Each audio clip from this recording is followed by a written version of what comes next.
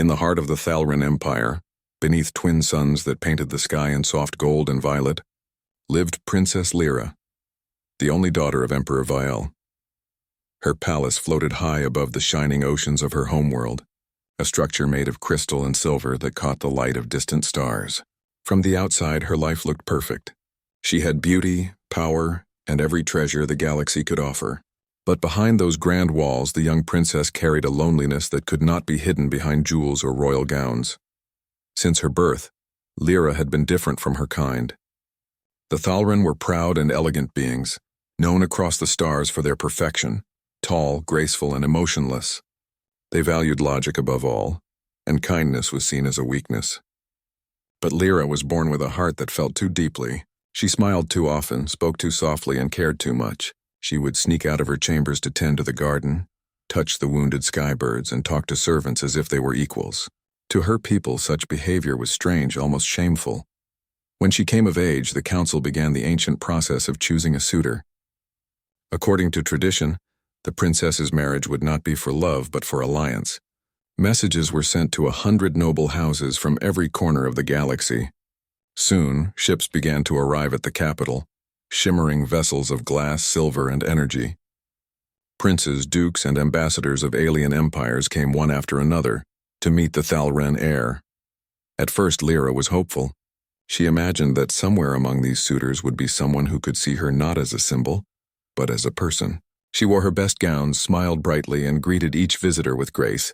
But one by one, they looked at her and turned away.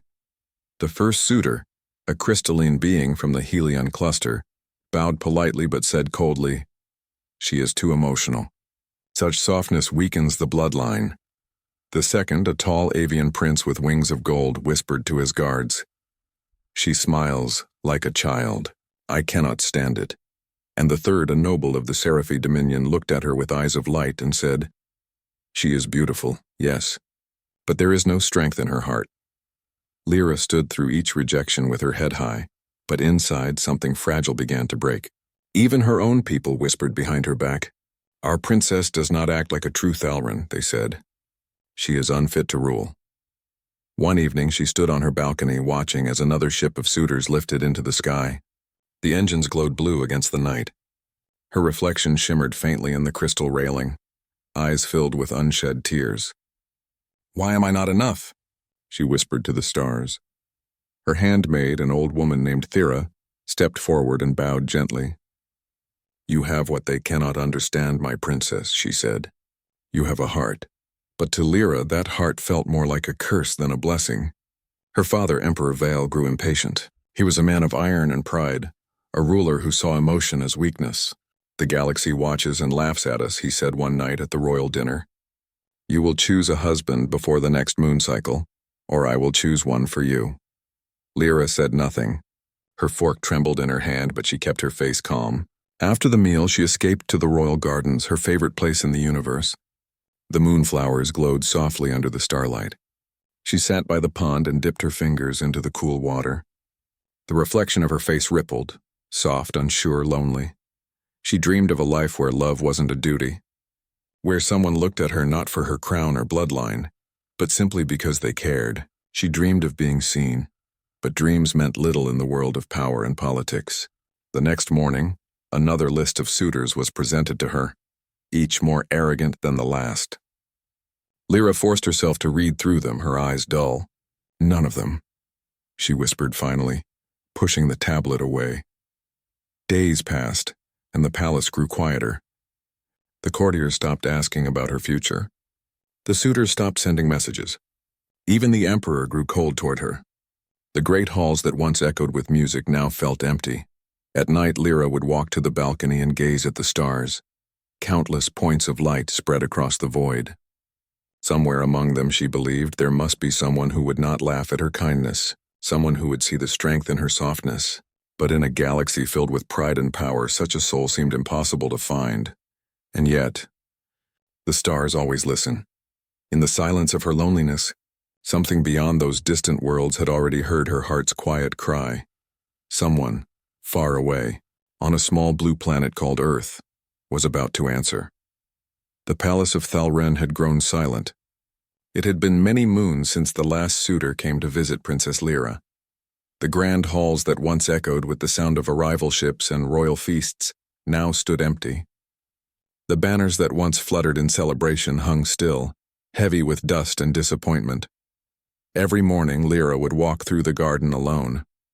She would feed the moonbirds and talk softly to the flowers that glowed in shades of blue and silver. It was the only place she felt at peace. The whispers of the court no longer reached her there. But even among the soft petals and gentle breeze, her heart ached. She knew the truth. She had been forgotten.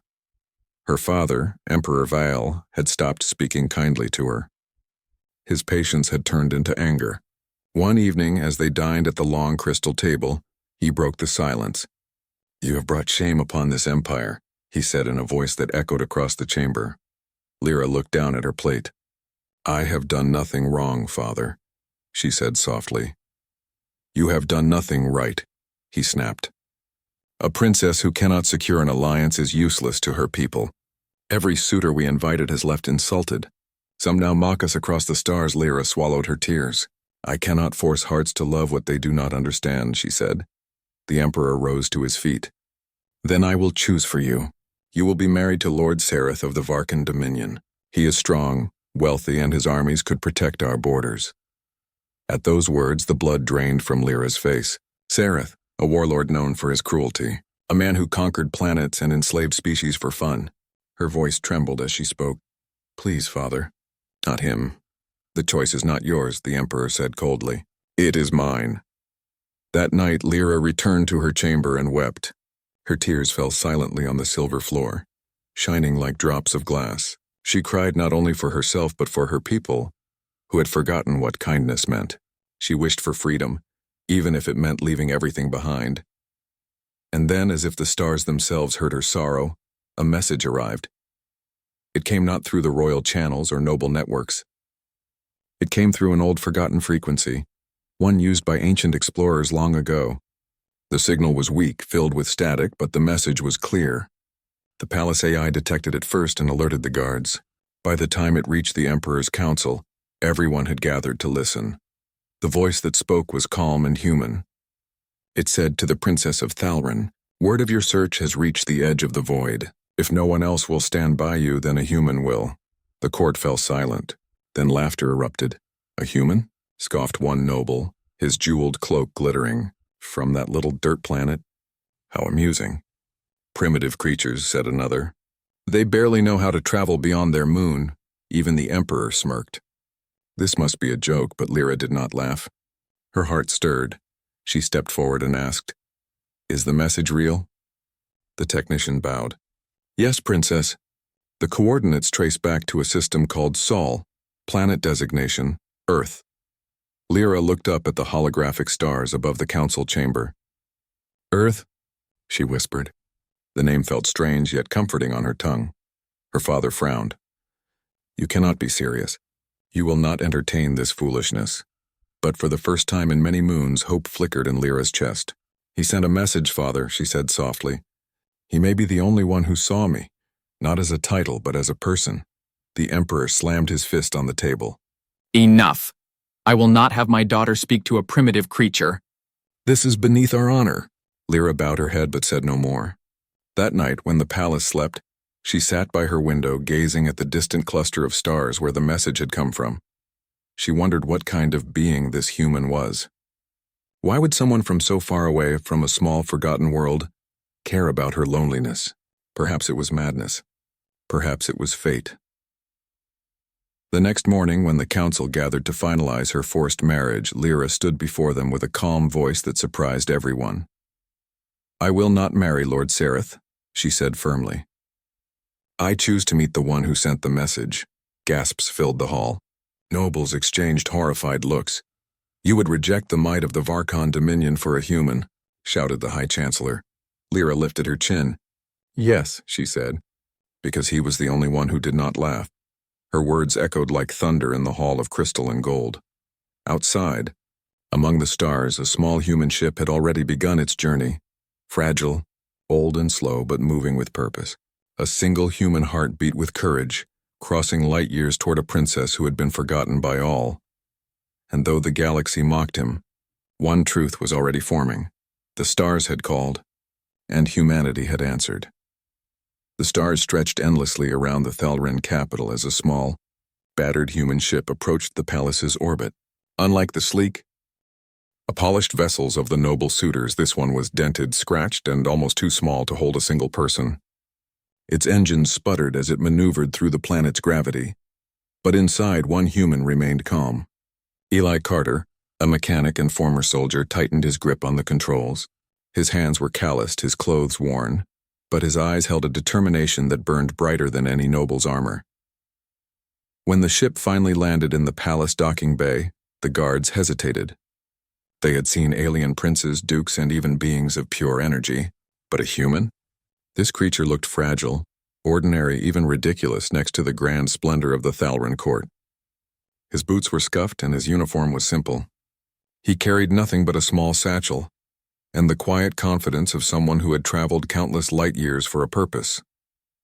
The palace AI announced him with a mechanical chime, and the doors of the hall slid open. Eli stepped forward, bowing awkwardly but respectfully. "Your Highness," he said, his voice calm but steady. "I am Eli Carter. I received your message. Or rather, I heard of your search. I have come to see you." The court erupted in laughter. "This is a human?" One noble hissed. "A creature from a backwater world, and he dares to speak to our princess?" Another added, "Look at his form.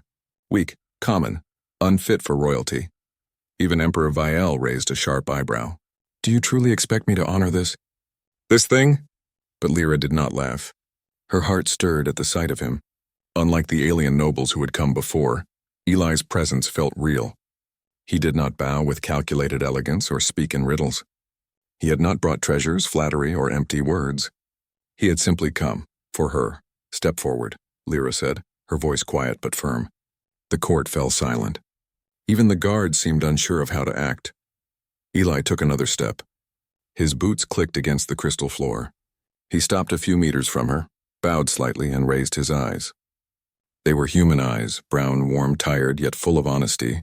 "I came," he said simply, "because no one else would." Lyra's lips trembled, and for the first time in moons she smiled. It was not a polite smile. It was the kind that comes from relief, hope, and a little disbelief all at once. "Why?" she asked softly. "Why would you risk so much to come here?" Eli shrugged. "Because sometimes someone has to. Because sometimes courage isn't about strength or power. It's about standing up when everyone else walks away. I heard about you, how the galaxy abandoned you, and I thought, maybe I could help," the court murmured angrily. "How dare this human speak so boldly?" "Princess, you cannot possibly consider this creature," another noble whispered. "It is beneath you." But Lyra ignored them. For the first time, she did not care about crowns, titles, or judgment. She only cared about the human standing before her, one who saw her, really saw her. "You came this far," she said, her voice catching, "across the stars, from a world so distant, from a place no one respects." "I came," Eli replied, "because I wanted to, because I knew someone had to care when the rest of the galaxy turned its back."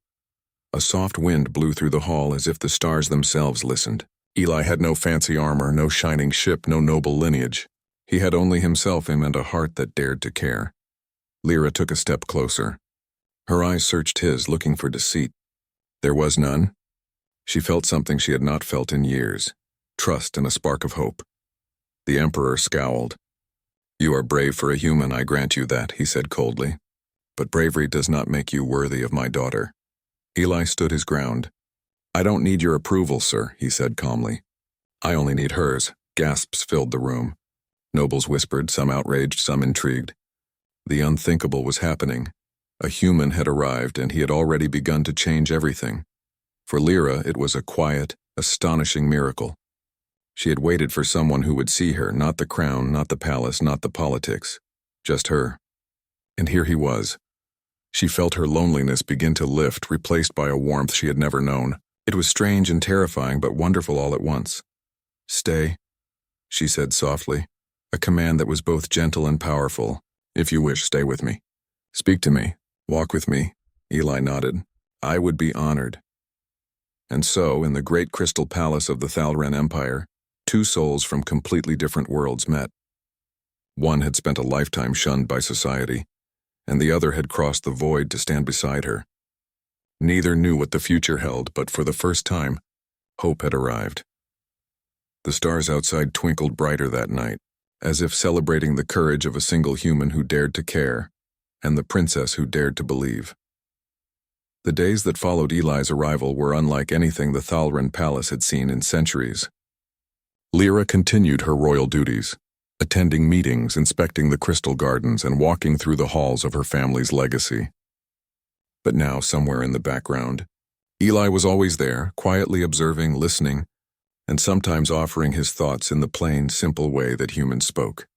At first, many of the courtiers whispered in shock and disgust. "The human walks freely among royalty," they hissed. "How dare he sit in her presence without kneeling at all times?" But Lyra ignored them. Her eyes, which had once held only quiet sadness, now held a spark.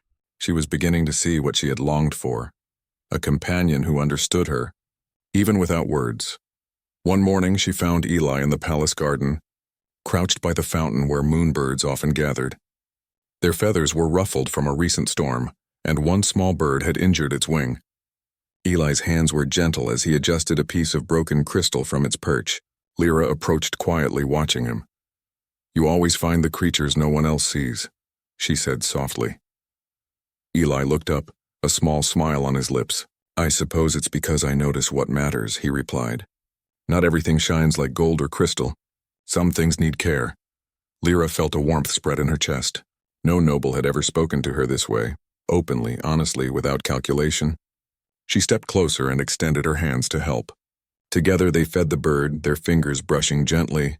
"You're not afraid?" she asked. "Afraid of a bird?" Eli grinned. "I've worked with machines that explode if you breathe wrong. Compared to that, this little one is easy." Lyra laughed, a sound she hadn't heard in months. It was light and clear, like the tinkling of crystal bells. Eli laughed too, and for a moment the court and the empire outside seemed to disappear. It was only the two of them standing together in a small oasis of life and light. Over the next few days, Lyra began sharing stories with Eli. She told him about the empire, about the history of her people, and about her childhood. The long, lonely hours in the palace, the stifling expectations, and the countless suitors who had turned her away. Eli listened without interruption, without judgment. When she fell silent, lost in her memories, he would nod or ask a gentle question. "I don't understand why they all left you," he said one afternoon, watching her tend to a cluster of glowing moonflowers. "You're strong, and kind and smart. I would have followed you across the stars just to meet you." Lyra's eyes welled with tears, but she laughed softly, wiping them away. "I have spent so long waiting for someone to see me. And now, you are here." Eli shrugged. "I'm just a human. But humans, we notice things. We care even when others don't." That evening, the palace grew quiet. Lyra and Eli walked along the crystal balcony, their hands almost touching. The twin suns had set, leaving the sky painted with violet and silver. The city lights below sparkled, but they barely noticed. They were too busy talking, too busy simply being together. "Do you ever wonder why you came all this way?" Lyra asked. "Every day," Eli admitted. "But I knew something important, that if I didn't try, you'd be left alone. And that's not right." For Lyra, those words were more powerful than any crown, any treasure, or any decree from her father. Here was someone who had crossed galaxies for no reason but care, who had seen her pain and refused to look away. Over time, the bond between them deepened. Lyra showed Eli the palace archives, the libraries filled with knowledge of 1,000 civilizations. Eli shared stories of Earth, of oceans that stretched beyond the horizon, of storms that roared and yet healed, of ordinary people performing acts of courage every day.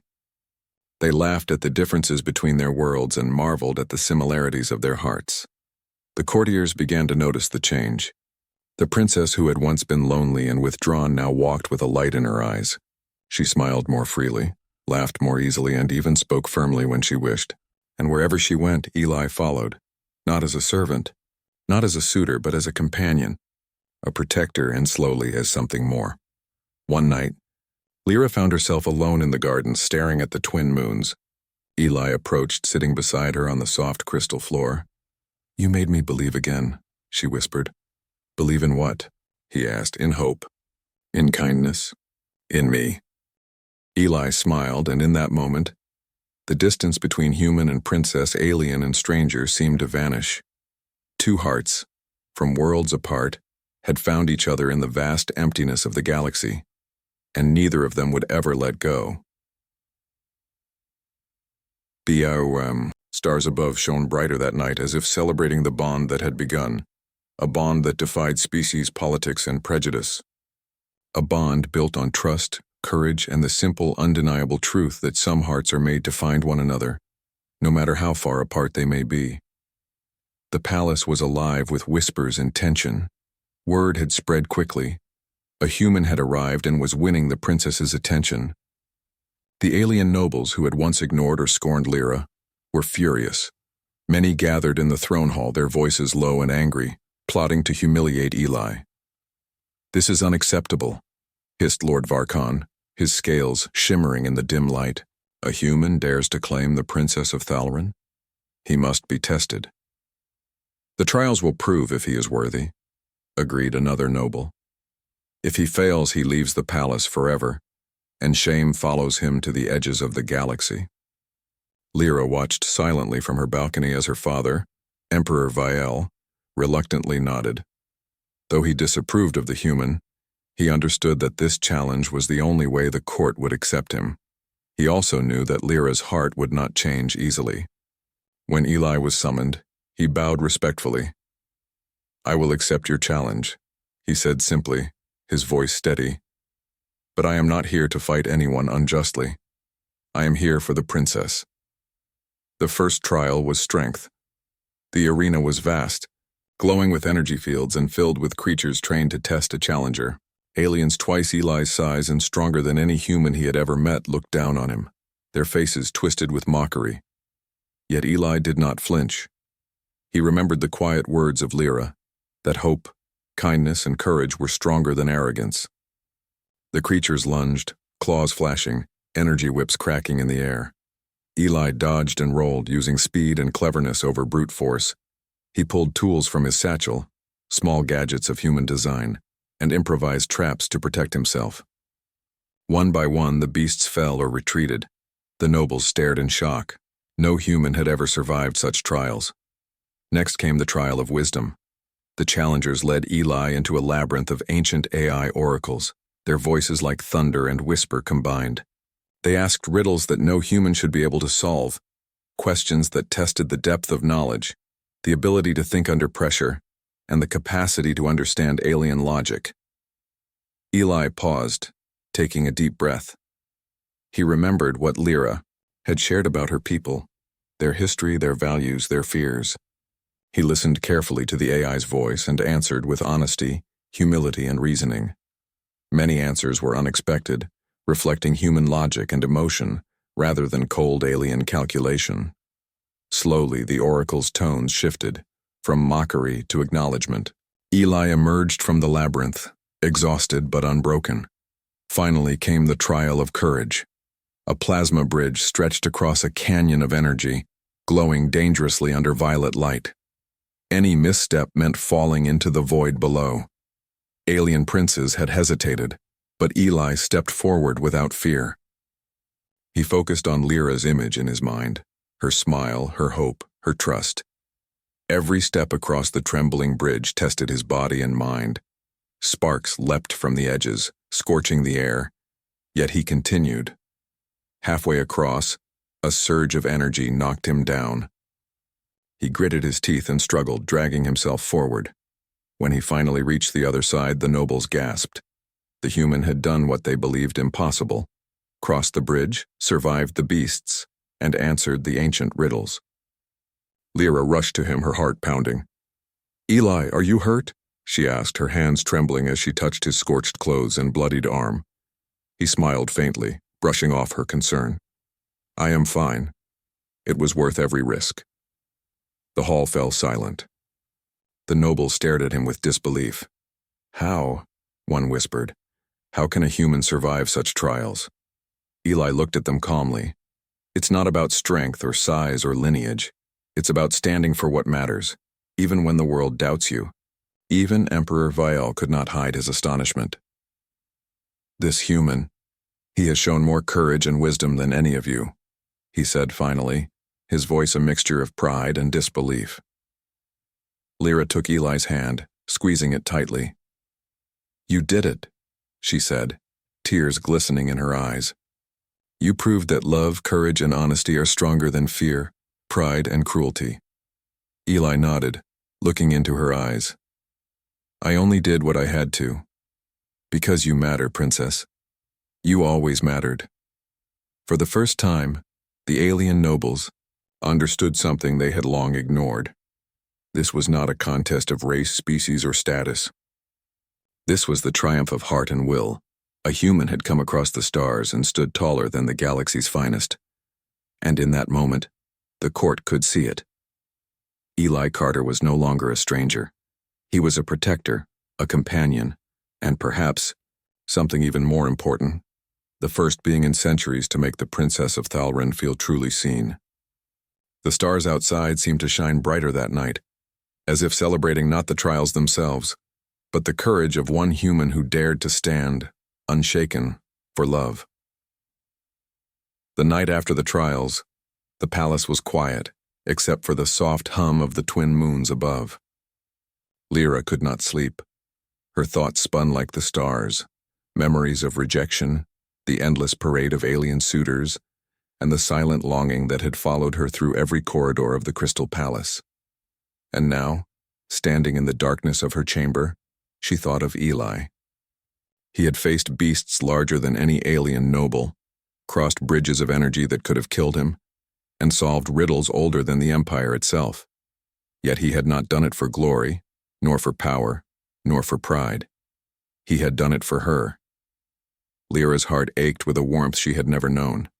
She realized something she had denied for so long. She cared for him, not for his species, not for his strength, but for his courage, his honesty, and the way he made her feel alive when the galaxy had tried to bury her in loneliness. Eli, meanwhile, was not in the chamber. He had returned to his simple quarters, tending to minor injuries, cleaning the smudges from his uniform and sitting quietly by the window. He could hear the distant hum of the palace, the faint laughter of the servants, and occasionally the whisper of guards in the halls.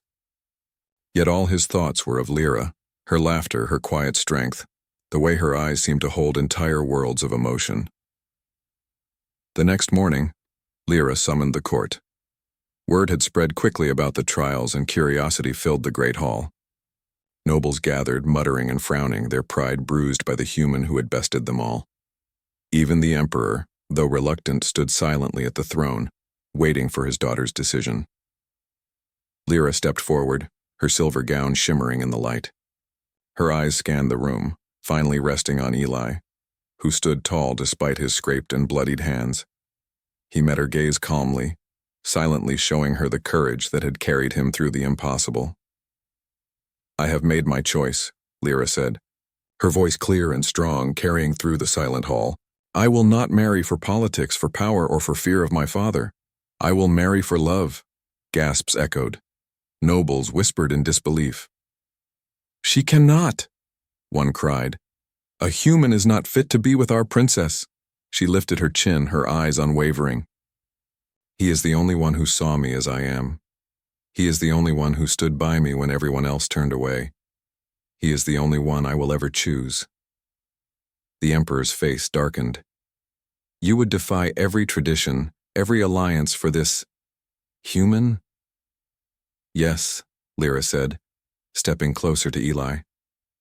Because he is worthy, and he has shown me a truth the rest of the galaxy could not. Love is stronger than pride. Courage is stronger than lineage, and heart is stronger than all of it. Eli felt a surge of emotion. He had traveled across countless light years for this moment, faced ridicule and danger, and yet here he stood, chosen not because of title or blood, but because he had been brave enough to care. Princess, he said softly, I am not worthy in the eyes of your people. I am small, flawed, and human. But I will stand with you, no matter what the galaxy thinks. I will protect you, and I will honor you, for as long as I breathe. Lyra reached out and took his hand. The warmth of his skin was like a promise, a tether in a universe that had often felt cold and indifferent. "That is all I need," she whispered. The court fell silent. Some nobles bowed their heads in shame, realizing that courage and heart mattered more than titles or species. Others whispered angrily, unwilling to accept what they could not understand. Even the emperor, who had spent decades valuing power above all, saw the truth in his daughter's eyes. Slowly, he nodded. "So be it," he said, his voice heavy but accepting. "If this is your choice, it is yours to make." The palace erupted in quiet awe. The story of a human crossing galaxies to stand beside a princess who had been rejected by all others began to spread like wildfire. Lyra and Eli walked together, through the crystal halls, their hands entwined, their hearts beating in unison.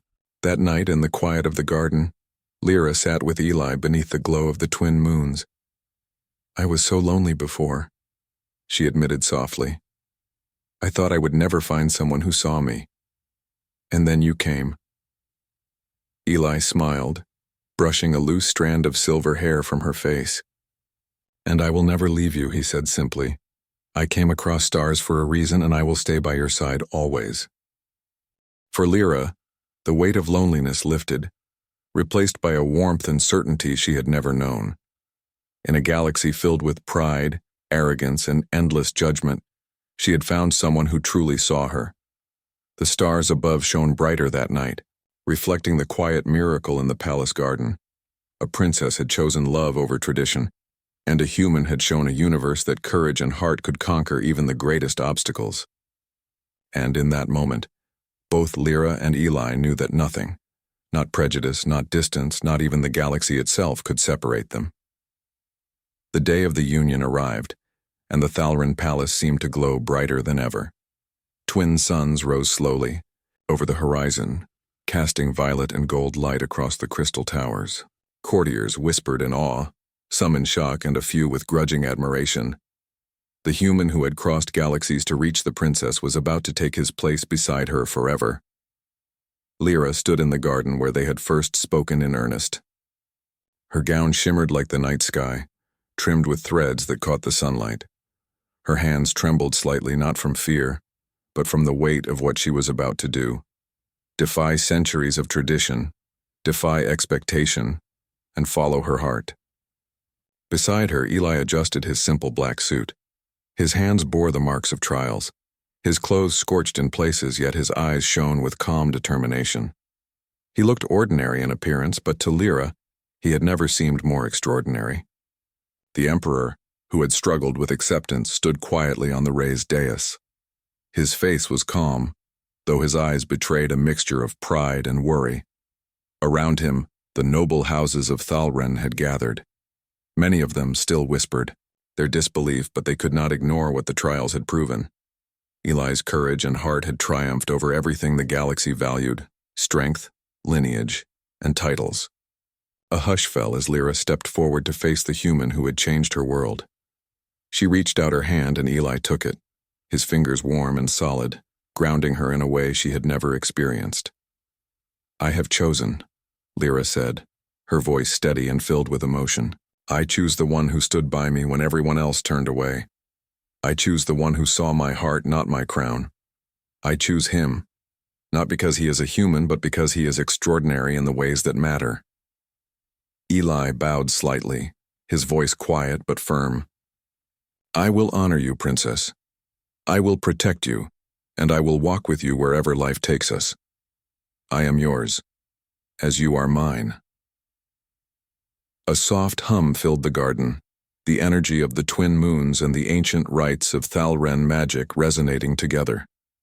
The union was more than ceremony, it was recognition, a joining of hearts that transcended species, power, and expectation. As Lyra and Eli clasped hands fully, the courtyard seemed to shine with a light that had not been seen in centuries.